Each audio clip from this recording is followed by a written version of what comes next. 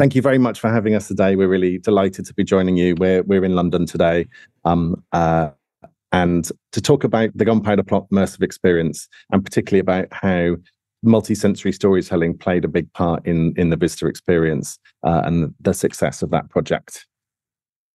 So today we'll obviously introduce ourselves. We'll talk you through what the experience was, the immersive storytelling principles that underpinned it, we put into place, how multi-sensory elements were a big part of that, and finally just introduce the idea of world building as a means of kind of tying all of those elements together. So first, a little about us, and thank you very much for that introduction. So we are Hannah Price and Tim Powell, and we have a company now called Buried Giants.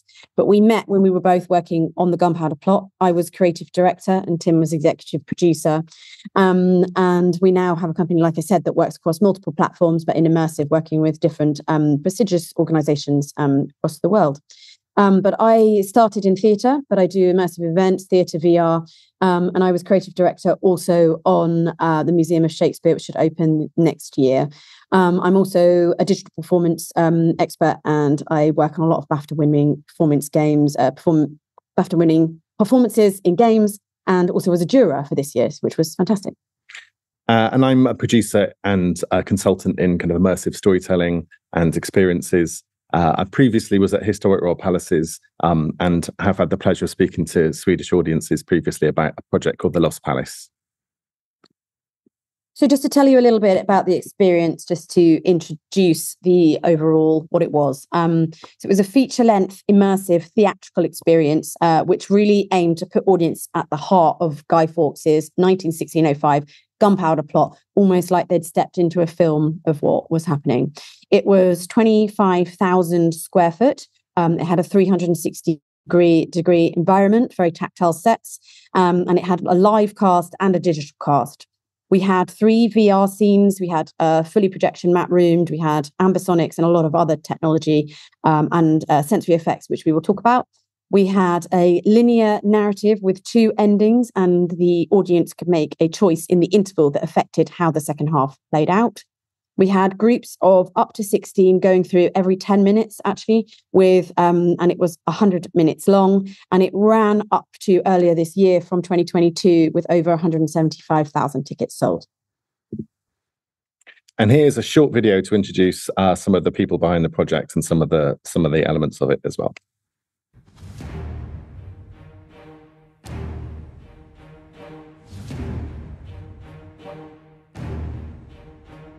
The Gunpowder Plot immersive experience is, I think, a whole new way of experiencing history. This experience tells the story behind this. You will be a spy infiltrating the Gunpowder Plot. You get asked to be inside it, you get to feel everything, you get to meet the people, you get to smell it, touch it, hear it. And we do that through both the magic of theatre and through technology. Virtual reality takes you back to being a kid again. It gives you that sense of magic, and to be able to take people literally into Jacobean London. You are going to go down the River Thames and see London as it was in 1605. My role in it begins with drawing visuals of the sorts of things that the audience can expect to be surrounded by or to experience. So when the audience are in the experience, they will be underground in the Tower vaults next to the Tower of London. It's a really great place to experience this story because it's so close to when many of the key events of the story happen. We are separated here from the people that were part of this extraordinary plot only by time and not by location. This is not like anything you've seen before. You will never have been immersed in this way. It's entertainment, you're with people, and you're on a mission. A lot of people are going to have the kind of experience that they will remember for a very long time.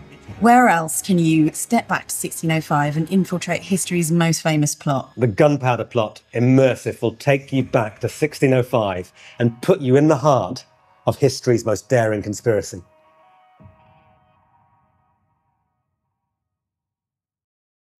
So rather gushing video. Did we live up to it? Well, we hope so. Just to give some background, it was a partnership project between Layered Reality, a commercial immersive entertainment business, and Historic Royal Palaces in the UK. From the HRP side, it was about the use of that heritage brand, the Tower of London location, and historic consultancy from curators And from Layered Reality, their experience in running experiences of this nature, the ability to recruit a top level creative cast and team, and also the investor relations that funded the project. There's a few lovely pictures, which we'll keep showing all the way through. And I was very, very lucky to have a really extraordinary creative team, including people like Tim McQuillan-Wright, who's known all over the world. Danny Robbins, you've got there, who now is super well known for his podcast, Uncanny, and also an extraordinary digital cast, including Tom Felton, who played Guy Fawkes, a lovely live cast of absolutely brilliant actors, a great front of house team, and world-class technicians who were in-house.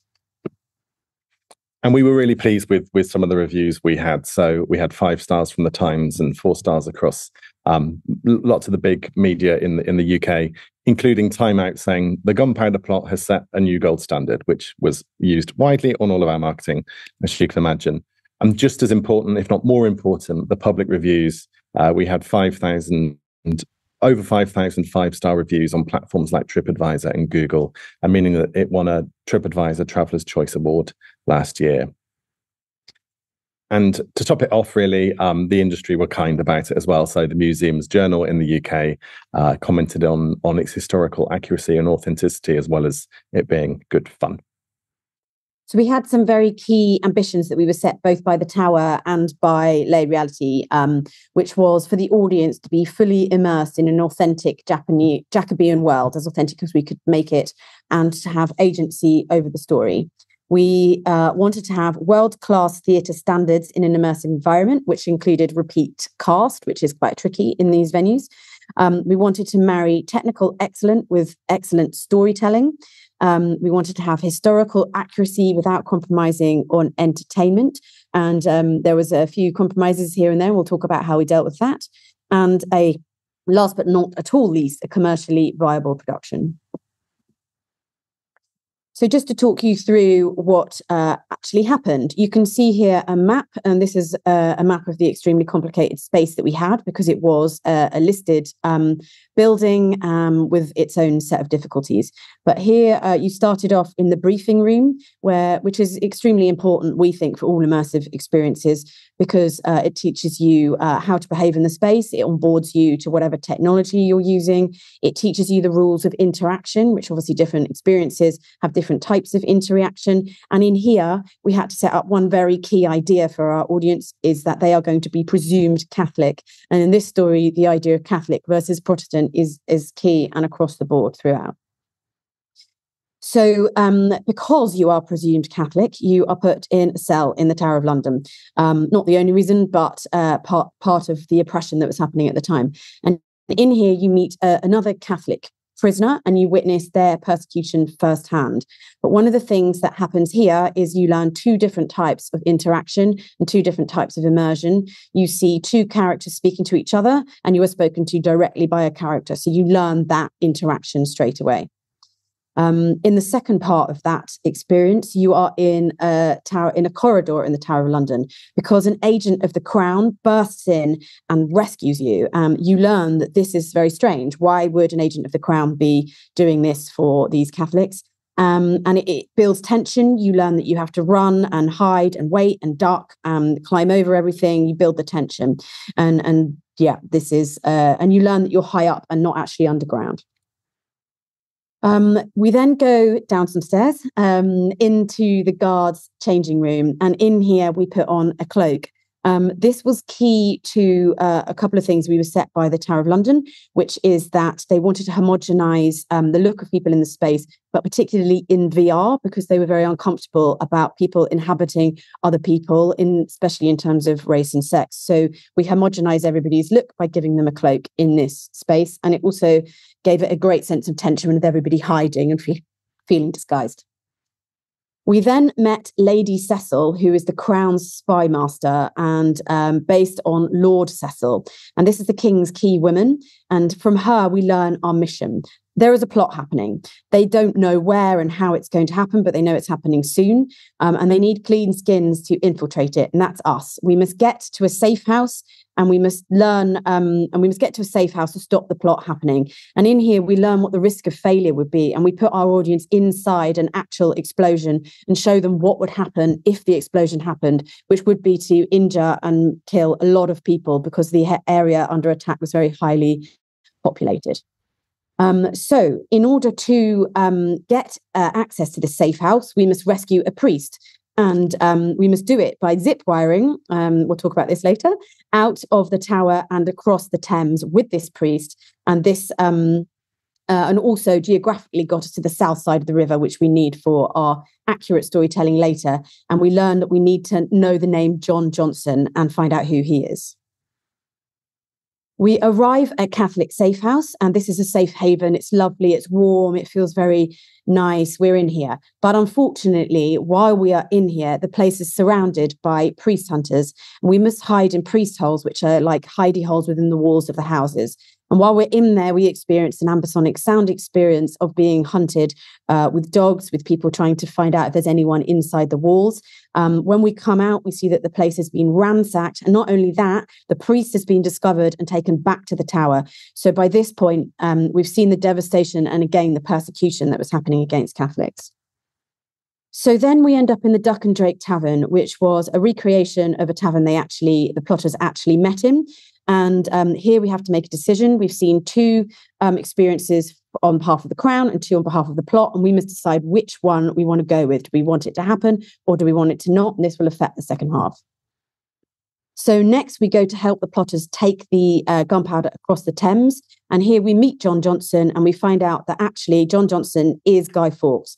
We see his vision for the future in VR. We see what he wants to happen, but also the devastation that will happen should the explosion happen.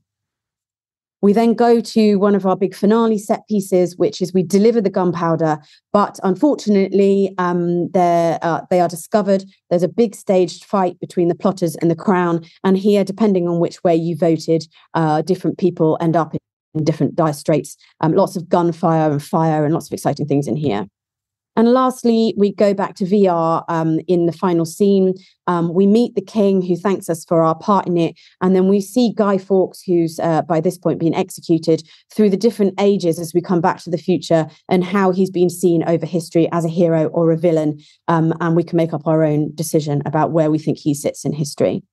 And finally, in this very final area, we go back to this place that we called rather jokingly the Corridor of Truth, but it's stuck. And in here, we show what we've done with history, which bits are accurate, which bits aren't accurate, and strange things like finding out, for example, the zip wire was based on a real escape where they did zip wire out of the Tower of London in 1602.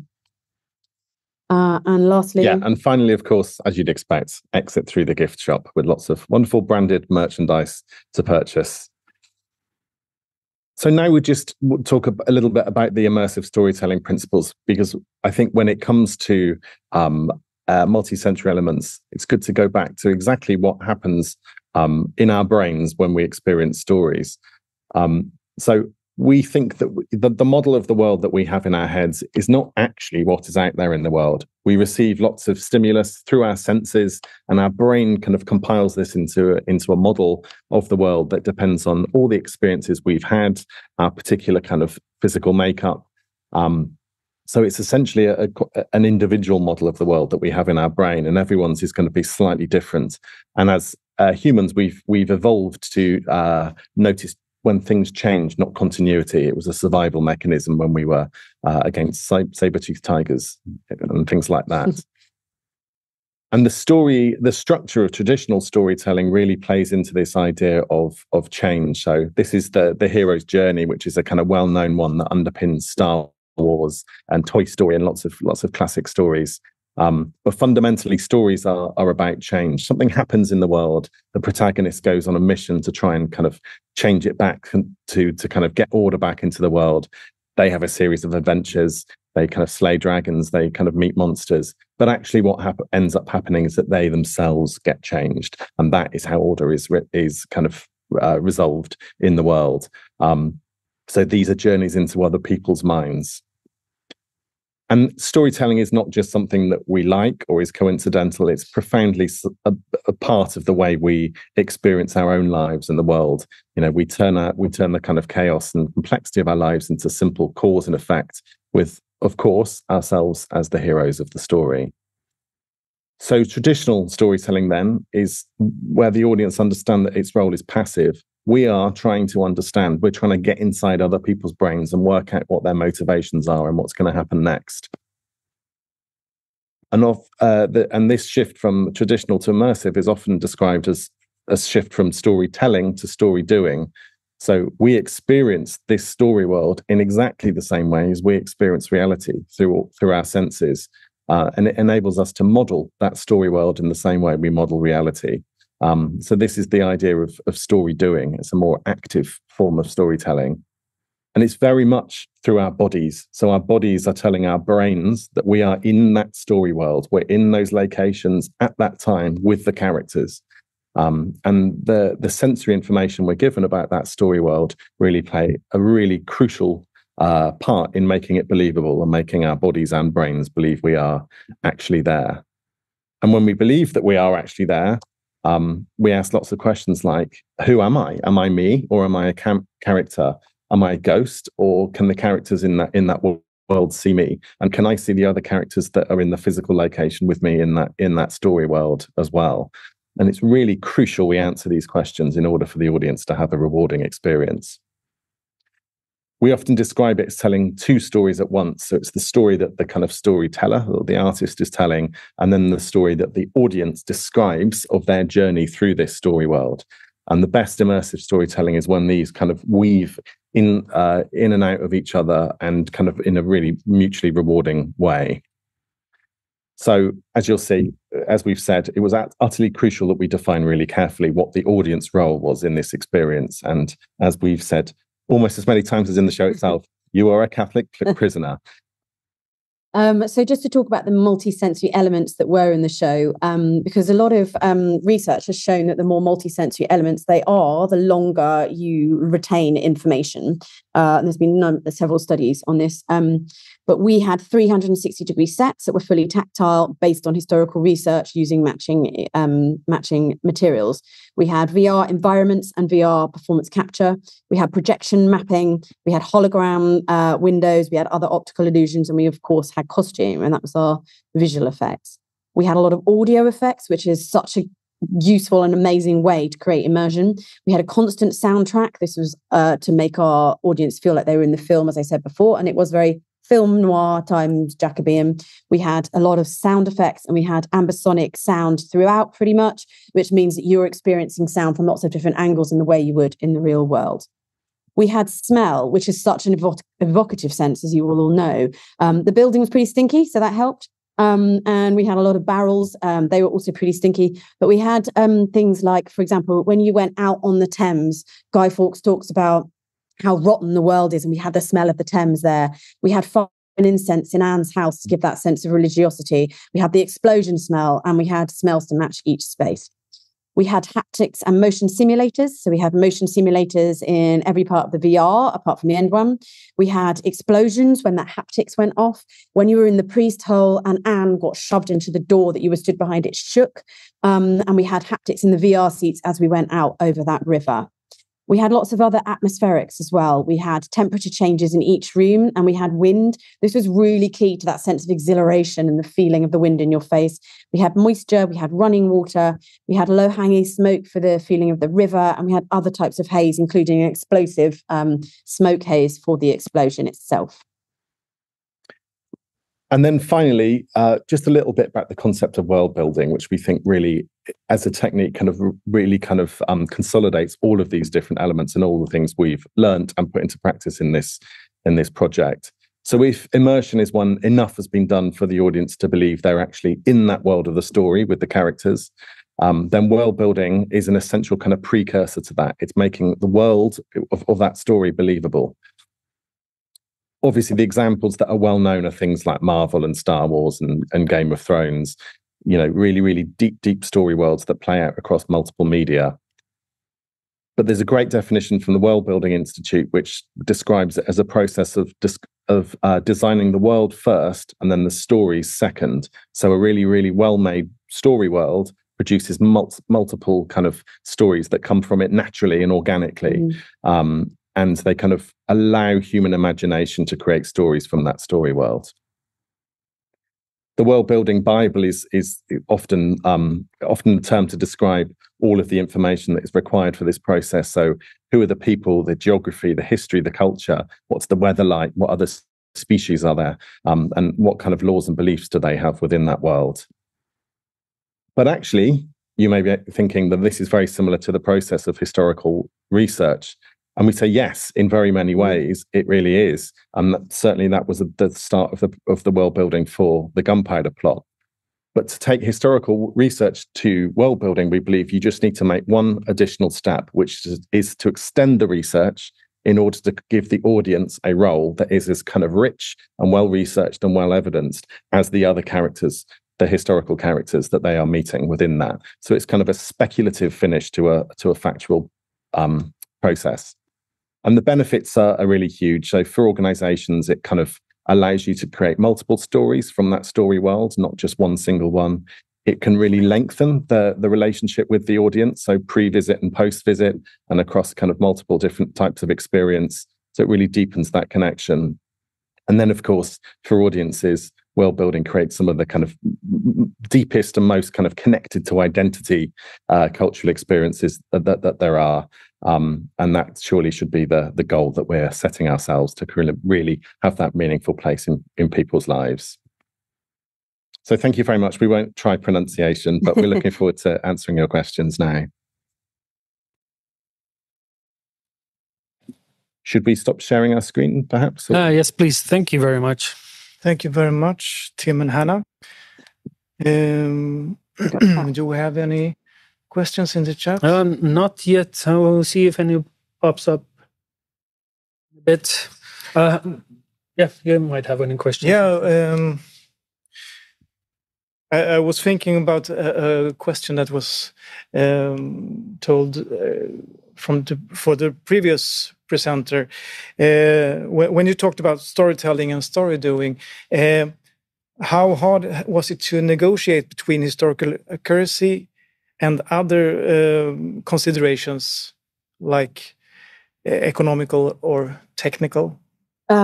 So we had a really strong relationship with the Tower's curators, but we did have some quite distinct conversations about where we could veer off the historical accuracy. We kept the environments as sort of close as we could, even down to things like trying to use materials and etc. But there were a couple of key moments that just weren't that exciting in the history. For example, when Guy Fawkes was found, he was not. It's very dull. The description of it is they go in and they say, "What are you doing here?" and that's that. But there was a scene that happened later at Holbeck House where they went in and they did a big siege and there was gunfire. And so we spoke to the Tower at length about if we could kind of combine these, and they were very happy with that, as long as we had this corridor of truth at the end that described where we had done a bit of liberty and where we had kind of why we had made those decisions. And that, I think, people really enjoyed. We found that people enjoyed that kind of like bit at the end where we explained the creative decisions much more than we thought they would. And sometimes the most kind of fantastical elements were actually the true ones, the ones that people thought we'd invented. I mean, one thing we did do also was agree, we called it a statement of authenticity. So we went through all the different kind of creative elements like costume and language and music and all the rest of it, and pre-agreed what level of accuracy and what level of creative license was okay within each, and that was actually formalized in the contract, that statement. So that meant that the creative team didn't have to ask questions every single time. They could just refer back to this agreement. Do you have a question? How did you work with design? Chat right now. Oh, yeah. Actually, too.